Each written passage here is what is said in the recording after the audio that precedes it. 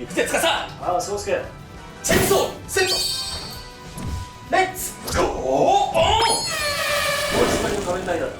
覚えておけ。変身。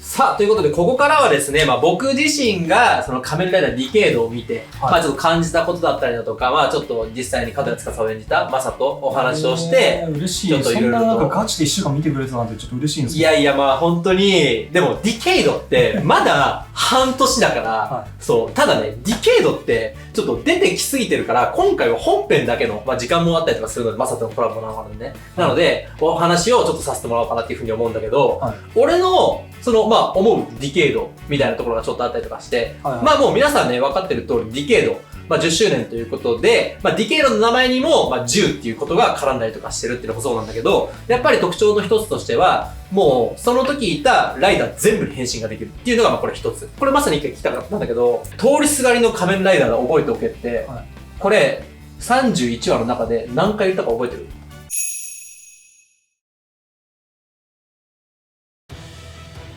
2回ぐらいじゃないですか。違います何。回絶対もっと言ってるでしょ。もっと言ってるでしょ。そうこれ、俺調べ。あ、なるほど。俺調べによると、調べてくれてんの？俺調べによると、めちゃめちゃすごいな、それ。は14回です。はい。最後に、アポロガイストが何なんだ貴様はね、通りすがりの仮面ライダーだ、覚えておけ変身。これが多分最後だと思うんだけれども、本編だよ。本編の中では14回。じゃあ大体2回に1回ぐらいやってるんですそう、2回に1回くらい言って、でもなんか俺もっと言ってるイメージあったんだけど、はいそれこそ、己ディケイドってあるじゃん。よくみんなが言うやつ。あれ少ないですよ、きっと。あれ、いや、っていうか俺、あれ1回しかこの中多分出てきてない。己ディケイドみたいな、そうです本気で言ってるやつ。は最初見る前ってみんなが己ディケイド、己ディケイドって、それこそさ、この間アメリカ行った時もさ、みんなが己ディケイドって言うからい。さ言い、ますね。めっちゃ言ってんのかなと思ってみたら、本気で言ってんの1回だけなんだと思そう、って。そうなんですよ。そう、19話、これ19話ですめちゃめちゃ少ないですよ。一回一回のやっぱインパクトが強いからそれを覚えてる人が多いんだなっていう答えに。ああ、なるほなんでこれ、司がグロンギ語が話せんのか、これ31話見た中だとちょっとわかんなかっど。ボンバギロ、ビダギガバシパン。た。おー、練習したこれ練習した別に練習してないです。練習してないもうなんかやっぱ湧き上がってくるものがあるんで。いや、これもうタッカラップとポッポルンがピピリッとボロみたいなことですから、これ簡単に言うと。これ、イデオしてるの今のね、このナメック語のね。はい。っていう感じだったりもするんだけど。それは練習したんですか？それ練習します。これはたくさん練習しました。あディケイドのいいところは、はい司自体がもうずっと孤独で進むんですよ。31話まであ、ね。そう、ずっと孤独で進むんだけれども、その中で最後、仲間のためを思って司が戦える。だってあんなに仲間嫌いって言ってた司が、最後に、なんならディエンドですよ。ね、ずっとコソ泥がって言ってたそのディエンドとかに、ね、俺が死んだら、お前に託すと。だけど夏美たちのことだけは頼んだぞって言える男に成長したって、これめちゃめちゃ俺すごい良かったなと思って。そんな暑い時期もありましたね。いや、待ってね。やりすぎてる、もう、ディケイド。ディケイド、司やりすぎてて、ちょっともう。いや、そう。そう、なんかね、もう今の話、もうディケイドの、もう超前編の話をしてるみたいな感じで、そうだよね。なんかね、やっぱジオに出たのが本当良くないですね。あこれ面白いんですけど、多分、たまたまだとは思うんですけど、仮面ライダーって大体50話ぐらいやるじゃないですか。ディケイド32話しかなかったんですけど、はいはい。ジオに出た回数を入れると、大体それぐらいになるんですよ。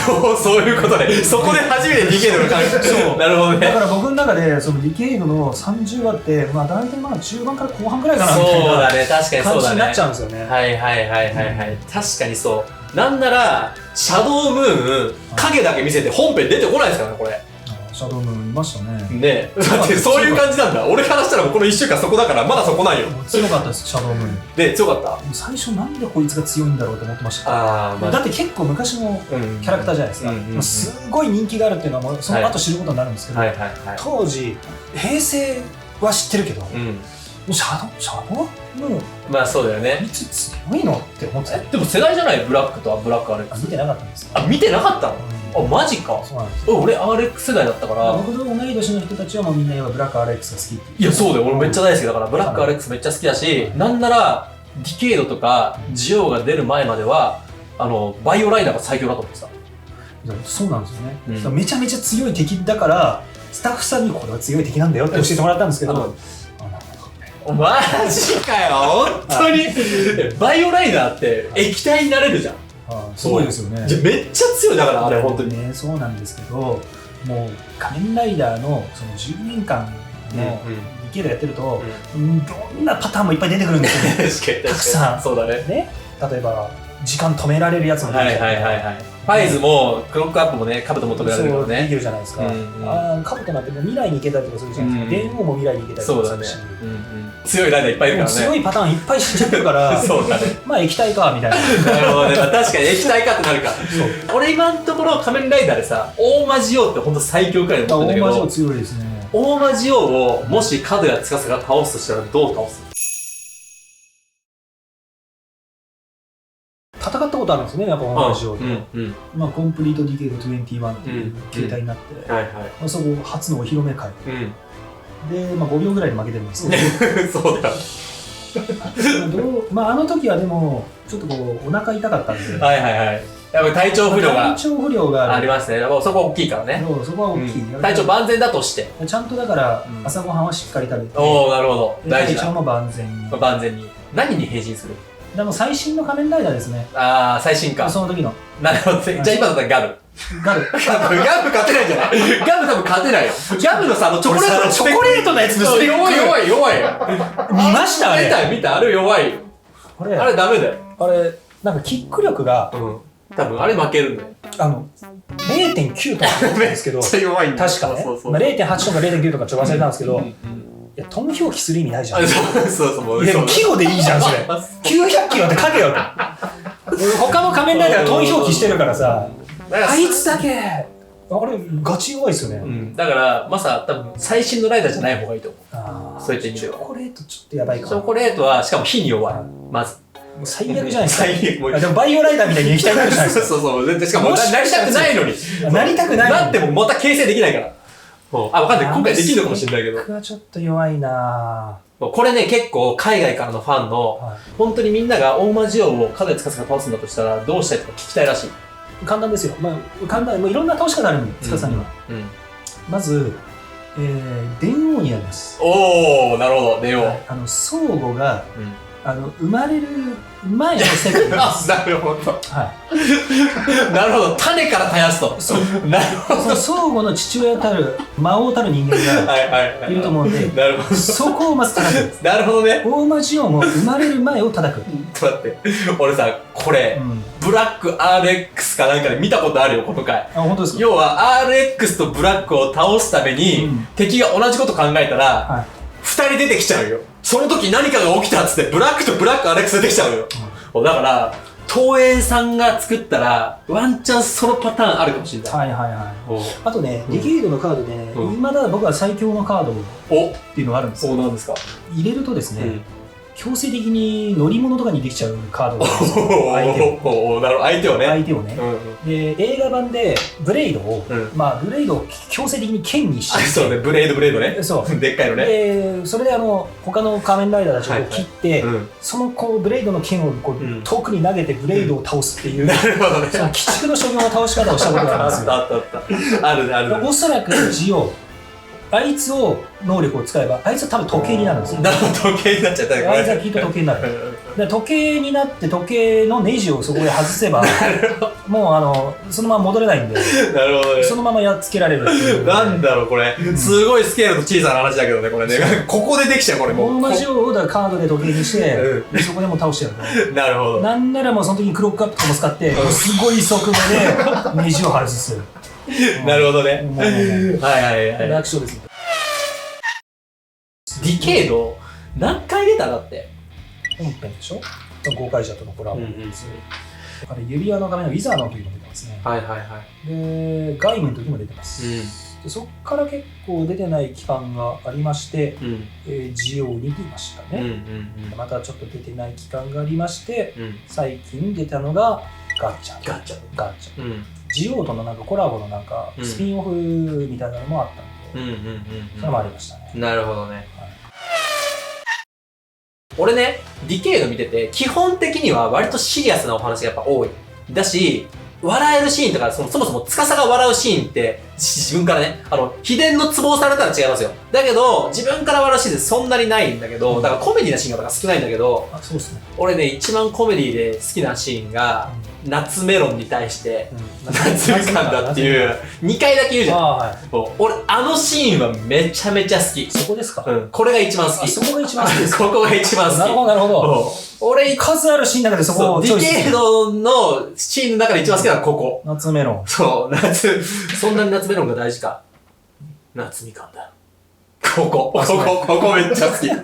ここが俺一番。本当にもうこれ何回も再生、もう何回再生したか、本当に。そんなことありますよ。ある。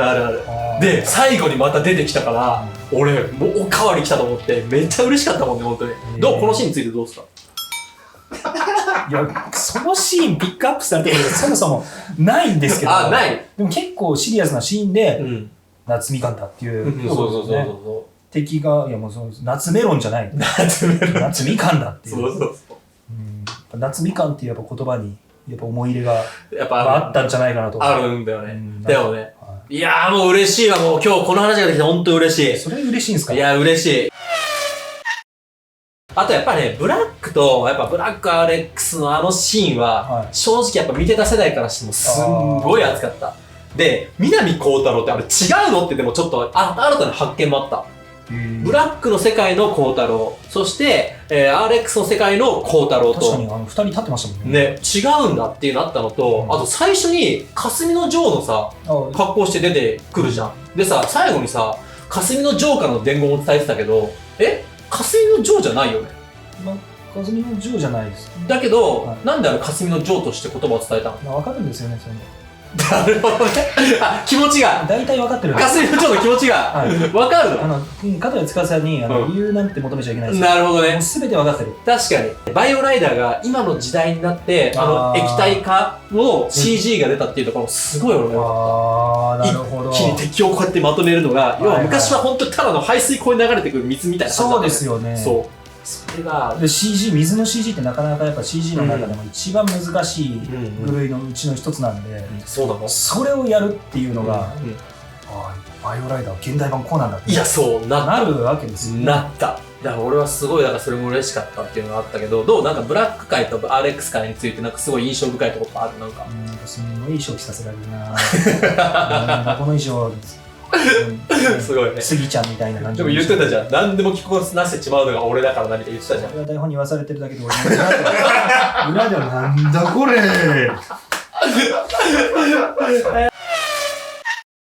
ここから言う、そのマサのね、要は司のセリフで、よし、そろそろ主役が登場するにはいいタイミングだって言って。いや、そういうとこあるんですよ。そういうとこあるんですよ。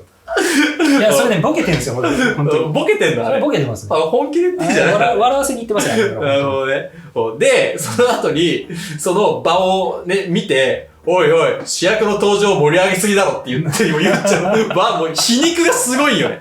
本当に。いや、これは、角谷司しか言えないなと思ったよ。あいつすごいんですよ。いや、すごいよね。当時、やっぱああいう、なんていうか言葉のチョイス、セリフ、脚本家さん天才だなと思ったんですけど。ちょっと待って、これマスターさ、アドリブとか入れてないの？入れてないです、入れてないです。マジで？入れてないですよ。本当にこれ1個ぐらい入れてない？入れてたらだってやばいじゃないですか。まあ、確かにそうか。入れてないです、入れてないです。入れてないのか。まあ、確かにその脚本に合う動きとか、まあ、そのちょっと足りない時とかはなんか足したりとかしますけど、基本的には書かれたまんまのことをやってますよ。そうなんだ。もちろん。はい。なるほど。で、もう、ちょっと思うんですよ。僕は仮面ライダー、子供たちに憧れられるヒーロー、子供たちが真似する存在、角谷司真似したらどうしようって。確かにやべえやつだわ。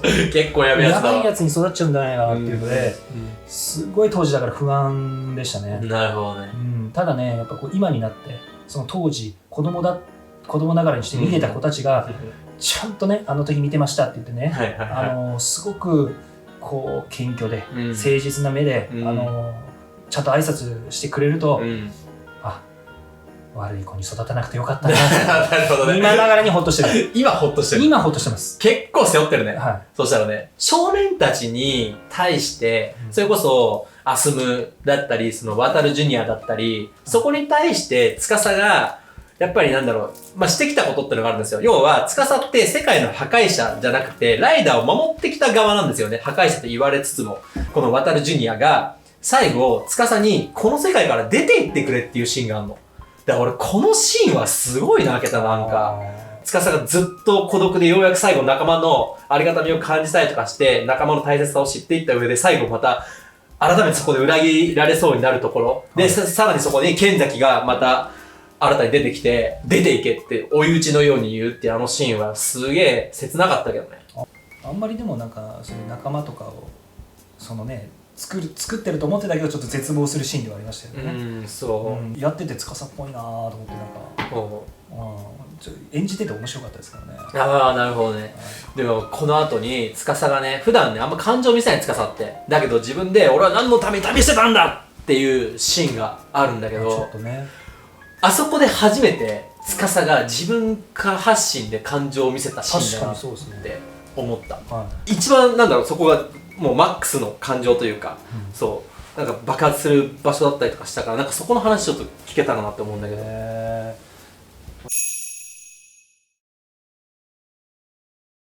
っぱり1話とその輪が一番まずはその感情が出たシーンなんじゃないかなっていうので、当時やっぱ監督さんも普段司はね、あんまりこういうのは表に出さないタイプだけれども、ここで初めて出すっていうので、結構念入りに打ち合わせをして撮影したのよく覚えてますね。ああ、そうなんだ。そういう今までの司が逆に出さなかったからこそすごい引き立ったシーンというか、なんかやっぱ感情移入しやすかったシーンというか、だからやっぱり僕もすごい悩んだシーンではあって、やっぱその司のキャラクターが何話もずっと重ねていくにあたって、やっぱどんな時でも強気でいたりっていうところが多かったんですけど、ここではこうするんだなっていう思い入れのあるシーンの一つですね。なるほどね。いや、例えば、ブレイドだって言ったら、例えば最後にさ、カズマがさ出てきてさ、要は共に進化していくのが仲間だっていうのを言葉を思い出して、それで要は司の言葉をその言葉を覚えてくれてたんだなっつって、でブレイドとこの牙の戦いを要はやめて、それで一緒に戦うっていう、めちゃめちゃいい流れのシーンがあったりとかして、でカズマってもともと最初エースだったのが一気に転落して、司にめちゃこき使われていって、で司は別にそんなこと思ってないんだけれども、カズマが勝手に司のこと勘違いして、俺のためにこういう風にやってくれてたんですね、こういう風にやってくれてたんですねって言って、勝手にカズマがどんどん信頼していく。解釈してくれた。そうっていう風な、司が特に別に何かいいことしようと思ってやってたわけじゃないっていうのが、ブレードの回のいいところで、最後そのカズマが司のことを思い出して一緒に戦うっていうのはめっちゃ熱かったよね。俺はすごい良かった。勘違いして勝手に感謝してくれてるっていう感じでしたよね。でもなんか司もどっちかっていうと、そういうのも分かってやってたところもあるんじゃないかなっていう、でもたまたまなのかなっていうところがこう考えさせられるのもちょっと面白いキャラクターだなっていうのを未だに思います。なるほどね。俺割となんか全然だってすっごい書いてるもん。そうどんだけ書いてんのっていうぐらい全然話足りてないから、やばいっすね。またよかったらまずはだからコラボの方していただけたら嬉しいなというふうに思います。ということでですね、今日ちょっと時間足りなかったんですけれども、楽しんでいただけたなら幸いでございます。ということで今日の、コラボ相手はですね、角谷司役の井上雅宏くんでした。ありがとうございました。バイバーイ。